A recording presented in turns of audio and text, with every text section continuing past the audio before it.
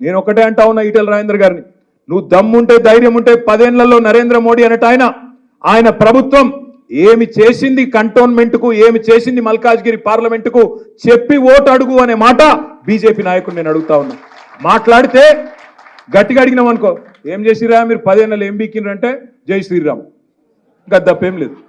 రామనామ జపున పరాయమాల అపున, రామనామ జపున 11,560 కోట్ల ఎలక్ట్రల్ బాండ్స్ అపున, 11,560 కోట్ల రూపాయలు ఇవాళ బీజేపీ అకౌంట్లో ఉన్నమాట వాస్తవం కాదా? ఎలక్ట్రల్ బాండ్స్ రూపంలో మీరు ఇవాళ ఏదైతే స్కామ్ అంటుండ్రో, లిక్కర్ స్కామ్, అందులో ఒక ఆయన దగ్గర 60 కోట్లు తీసుకొని ఆయన బయటికి పంపింది వాస్తవం కాదా? ఇవన్నీ వాస్తవాలు కాదా రాజేందర్ అన్న? నీతిమంతుడు మోడీ గారు.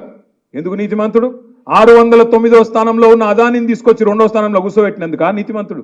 ఎక్కడికి వెళ్ళి నీతి వచ్చింది? అందుకే నేను అంటా ఉన్నా మిత్రులారా, ఆగం కాకండి.